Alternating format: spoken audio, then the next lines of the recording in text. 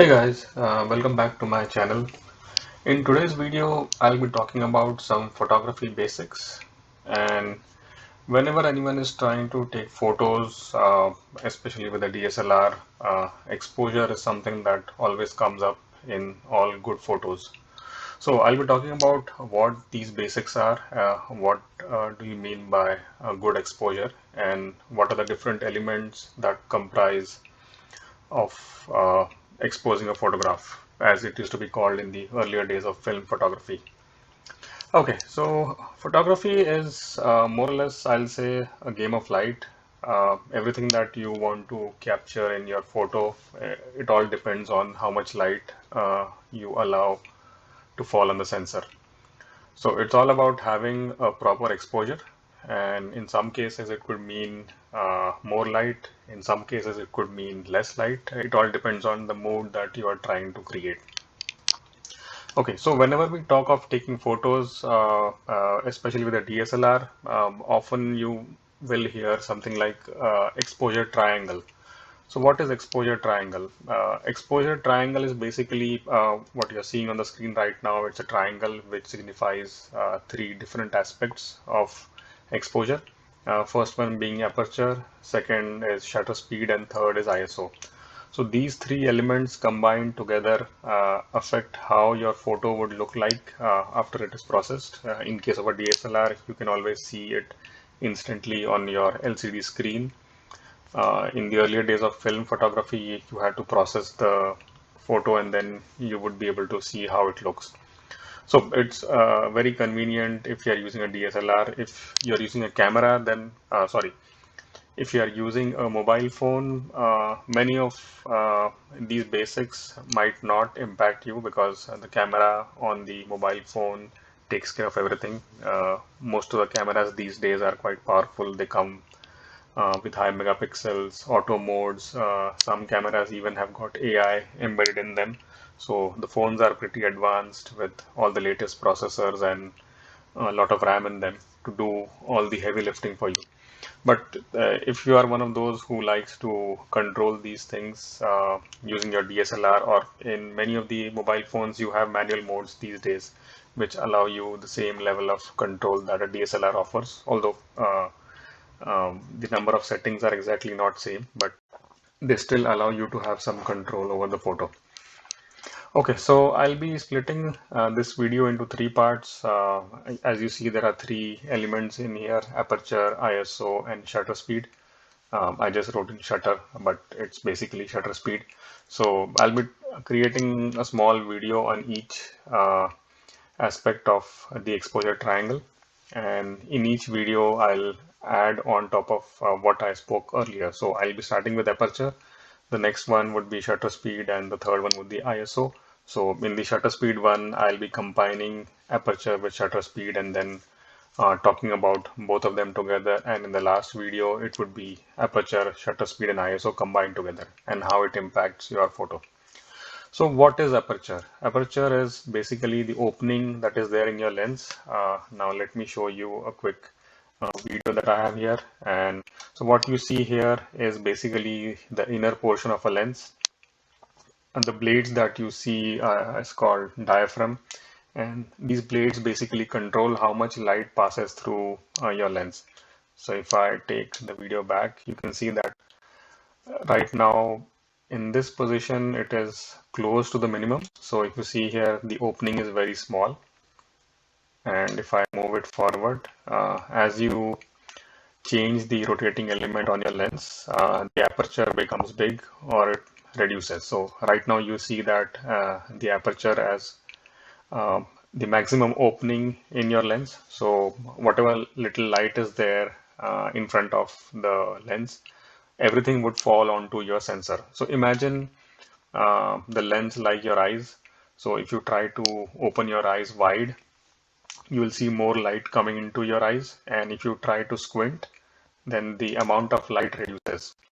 So this impacts your photo in multiple ways. One is if you are shooting in a dark scene and you have a very small source of light, having a wide aperture will give you maximum light falling on the sensor.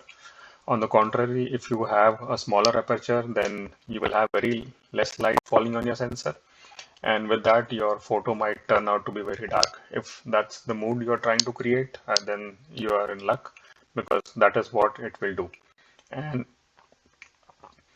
now if you see, I'm turning the dial, so it is reducing the gap that you see within the lens. So that is how it controls the amount of light that is falling on your sensor.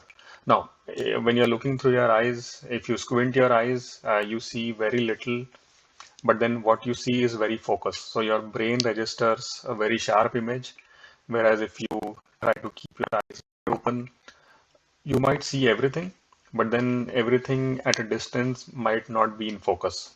So if you are staring at something, you might see whatever is closest to your eyes in a very clear manner, and whatever is there in the background scene might be blurry, or it won't be that clear.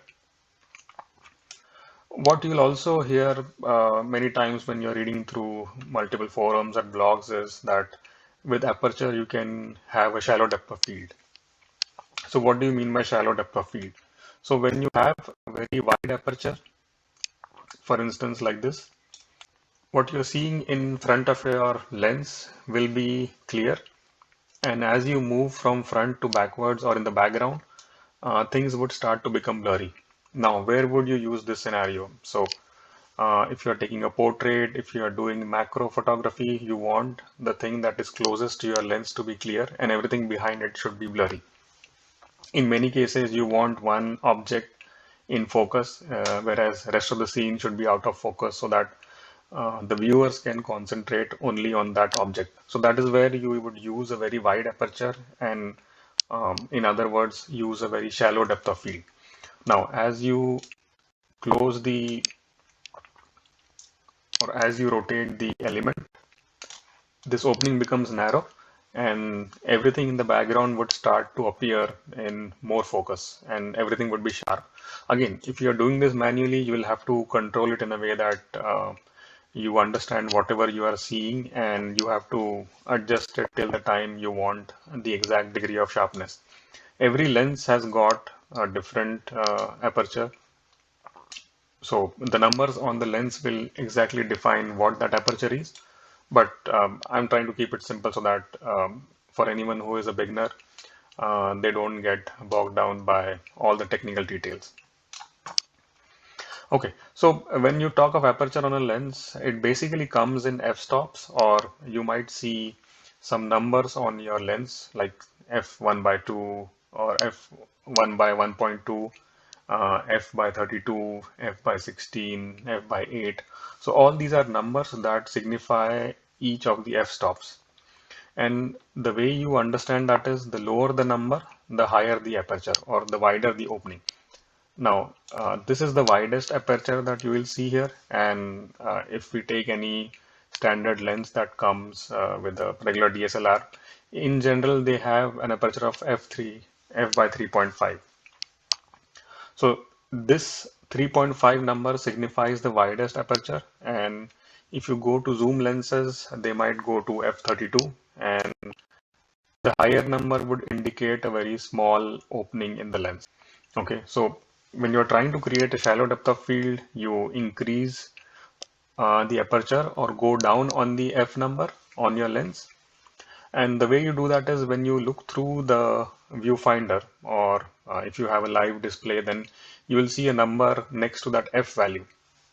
And the dials on your camera, every camera has a different way of adjusting the aperture. So if you are able to figure out what that control is, when you turn it, if it goes to a lower number, that means you are using a wider aperture. If it goes to a higher number, that means you are using a smaller aperture. And when you go higher on the number, you can get sharper image for the objects in the background. Whereas if you go for a lower number, then you are creating kind of a portrait effect, or you are doing some kind of macro. Or you might want just one object which is closer to the lens to be in focus, and everything else is out of focus. So again, some of the uses of aperture are that you can get in more light. So in low light situations, if you use a wider aperture or a lower f number, it helps you capture the scene properly. Otherwise, if you go for a higher number or a smaller aperture, what would happen is the image would be dark, and if that is not the look you are trying to achieve, then it would do completely opposite of what you are trying to do. So this is one aspect of the exposure triangle. Now in the next video, I'll talk about what is shutter speed and how it affects the photo that you are trying to take. And I'll combine that with the aperture and then talk about how both these aspects impact your photo. So if you like this video, do give it a thumbs up, do subscribe to my channel and like this video, and leave your comments if you would like to see something more, or if you're trying to understand a different aspect of photography. Again, thanks for watching and stay tuned for the next video on shutter speed.